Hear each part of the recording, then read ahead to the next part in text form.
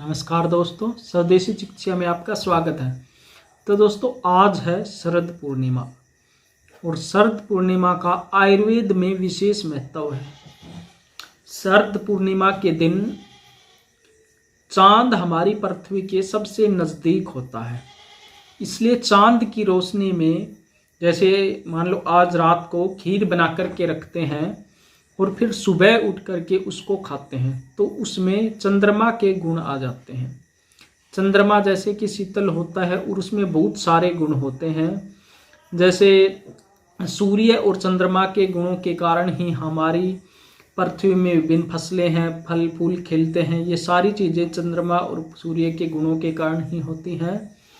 तो इसी तरह चंद्रमा के जो भी औषधीय गुण हैं वो उस खीर में आ जाते हैं और फिर सुबह जब हम उसका सेवन करते हैं तो उनसे बहुत सारी बीमारियां हम ठीक कर सकते हैं। तो आयुर्वेद में इसका विशेष महत्व है।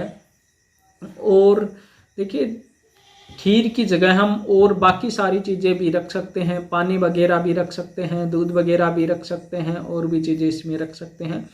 तो उनका भी अपना एक महत्व है। यदि हम इसमें रिसर्च करेंगे तो धीरे धीरे पता लगेगा कि बहुत सारी चीज़ें हम रख सकते हैं और बहुत सारे गुण चंद्रमा में होते हैं और उनके वो जब सारे गुण उनके अंदर समाहित हो जाते हैं, जैसे घी वगैरह रख दिया तो उसको बाद में भी हम यूज कर सकते हैं। तो रख करके जब हम उनको खाते हैं धीरे धीरे तो धीरे धीरे हमारे शरीर की जो रोग प्रतिरोधक क्षमता होती है वो धीरे धीरे बढ़ने लगती है और हमारे बहुत सारे रोग अपने आप ही ठीक होने लगते हैं। तो इसलिए आप लोग का ज़रूर ध्यान रखिएगा जब भी शरद पूर्णिमा आए तो आप लोग देखिए। अब एक और बात है, इसमें खीर ज़्यादातर लोग खीर ही बताते हैं। खीर क्यों रखते हैं?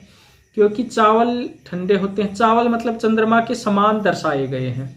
जैसे चंद्रमा की क्या प्रकृति है, शीतल है, इसी तरह चावल भी शीतल है। मतलब चावल का एक चंद्रमा के समान दिखाए गए हैं, इसलिए ज़्यादातर खीर का ही विधान बताते हैं। लेकिन इसमें बाकी सारी चीज़ें भी रख सकते हैं, इसमें कोई दिक्कत है नहीं। तो ये खीर खाने वाले मतलब कहते हैं कि अगले 1 वर्ष तक उनको कोई भी बीमारियां नहीं होती और उनकी रोग प्रतिरोधक क्षमता बढ़ जाती है। तो इस खीर को अपने सभी परिवार वालों को खिलाएं, अपने बच्चों को ज़रूर खिलाएं ताकि उनकी रोग प्रतिरोधक क्षमता बढ़े और उनको सभी बीमारियों से बचाया जा सके। तो आप लोग इसका पालन आज से ही करके देखिए और इसका फिर क्या रिजल्ट जो मिलता है वो आप हमें कमेंट बॉक्स में अवश्य बताएं। तो देखते हैं, आप एक बार कमेंट ज़रूर करिएगा जो जो लोग कोई शरद पूर्णिमा के दिन क्या रख रहे हैं और क्या बना के रख रहे हैं और फिर उसका क्या प्रभाव मिलता है, इस बारे में हमें कमेंट बॉक्स में अवश्य बताएं। और देखिए, इसको ऐसी जगह रखें जहाँ पर चंद्रमा की रोशनी पूरी तरह से पड़े। किसी भी जैसे आप जैसे जिसको हम छाननी बोलते हैं, चून इत्यादि छानते हैं, उससे हम ढककर रख सकते हैं। हो सके तो जितना ये मिट्टी के बर्तन में ही आपको रखना है तो उससे ज़्यादा अच्छा रिजल्ट आपको मिलेगा। बाकी और कोई जैसे पीतल वगैरह के बर्तन में भी आप इसको रख सकते हैं। तो वैसे सबसे अच्छा है मिट्टी का बर्तन। बाकी अगर वो अवेलेबल नहीं हो तो पीतल इत्यादि के बर्तन या फिर स्टील इत्यादि के बर्तन में भी आप रख सकते हो।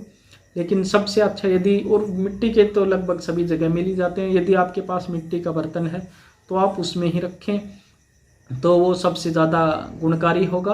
और इसको किसी भी चीज़ से जैसे छन्नी इत्यादि से ढक सकते हैं या फिर जो मलमल का कपड़ा होता है, बारीक कपड़ा, उसको आप ढक सकते हैं, उस जिसमें से चंद्रमा की रोशनी आर पार उसके जा सके, ऐसी चीज़ से आपको ढकना है।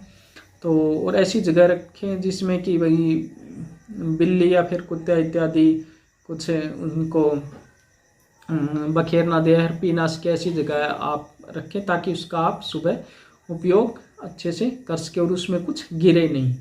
किसी मान लो किसी ऐसी खूंटी वगैरह इत्यादि के टांग दो जिसमें उसमें चंद्रमा की रोशनी भी पड़ती रही, तो ऐसी जगह आप लोग रख सकते हैं।